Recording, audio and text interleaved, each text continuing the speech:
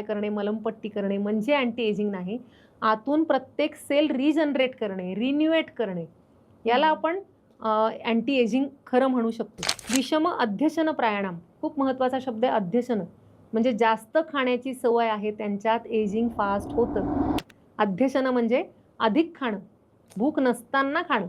आणि याच्यावर ग्लोबल लेवलला खूप रिसर्च झाला. इंटरमिटंट फास्ट 2017-18 मध्ये नोबेल प्राईज पण मिळाले. ते यासाठीच की जेव्हा तुम्ही फास्टिंग करता किंवा तुमच्या शरीराला विश्रांती देता तेव्हा नवीन सेल्स तयार व्हायला लागतात. बॉडीतला कचरा आहे तो बॉडी डायजेस्ट करायला लागते. आपण बॉडीतला कचरा डायजेस्ट करायला बॉडीला वेळच देत नाही, अग्नीला वेळच देत नाही. च्यवन ऋषींची गोष्ट माहितीये का? नाही. मला गोष्टी एक गोष्ट सांगते, सगळ्यांनाच आवडतं.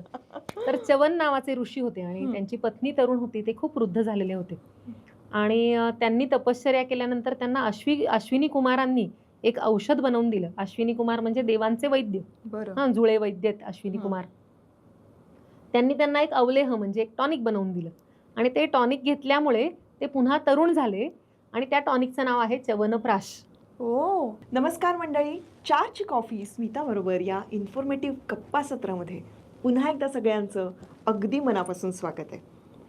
आपल्याला आपलं वय कमी करता येतं का, किंवा काळाचं जे घड्याळ आहे ते थांबवता येईल का? खरं सांगायला गेलं तर जसा काळ सरतो तसं केस पांढरे व्हायला लागतात, चेहऱ्यावर सुरकुत्या येतात आणि थोडक्यात एजिंग सायन्स दिसायला लागतात. हे सगळं खूप नॅचरल आहे, नैसर्गिक आहे. पण तरीसुद्धा आपल्याला तरुण दिसायचं असतं. मग त्यासाठी आपण काय करतो? बोटॉक्स करा, वेगवेगळे क्रीम्स लावा, कुठल्या कुठल्या ट्रीटमेंट्स घ्या. पण हे सगळं करण्याआधी आयुर्वेदामध्ये ऑलरेडी सांगून ठेवलेलं आहे. चरक संहिता जी आहे त्यामध्ये एक स्वतंत्र असा एक विभाग आहे रसायनाचा, आणि त्यामध्ये आपलं मन आणि शरीर हे पुनरुज्जीवित करू शकतो याबद्दल खूप इत्थंभूत अशी माहिती दिलेली आहे. आणि हीच माहिती तुम्हाला आज या पॉडकास्टमध्ये खूप सोप्या शब्दात सांगणार आहेत डॉक्टर स्मिता बोरा. ते आपल्याला खूप छान मार्गदर्शन करणार आहेत. त्यांच्याकडून जाणून घेऊया की आपण खरंच 10 वर्षांनी लहान दिसू शकतो का, तरुण दिसू शकतो का, किंवा जर का आपलं एजिंग थांबवायचं असेल तर आपण काय केलं पाहिजे, जाणून घेऊ. नमस्कार डॉक्टर स्मिता बोरा, पुन्हा एकदा तुमचं खूप स्वागत आहे. थँक्यू.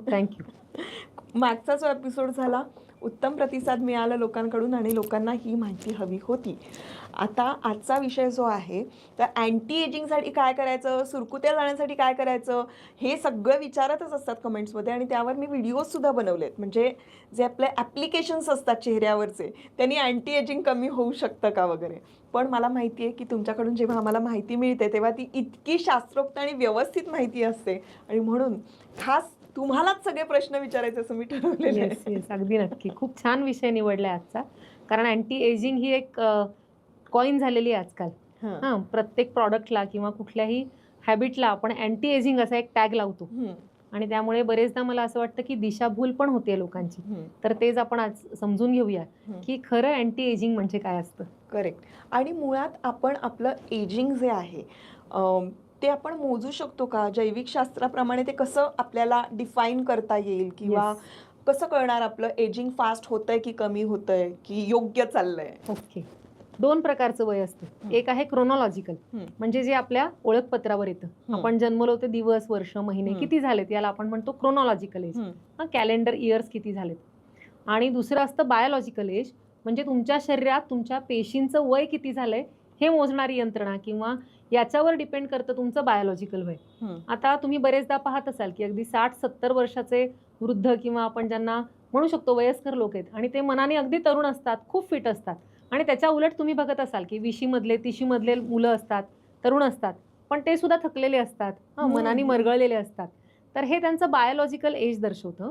म्हणजे तुमची फिजिकल एनर्जी किंवा कार्यक्षमता ही बायोलॉजिकल एजमधनं रिफ्लेक्ट होत असते. ओके. खरं म्हणजे एजिंग होणं अगदी स्वाभाविक आहे, कारण शरीर जो शब्द आहे ना संस्कृतमधला, त्याचं एक व्युत्पत्ती आहे की शीर्यते तत् शरीरम, म्हणजे रोज ज्याची झीज होते ते शरीर.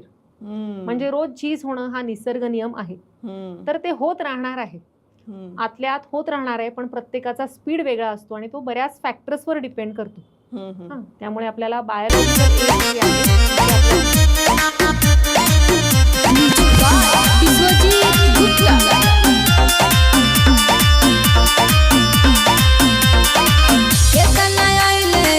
करताना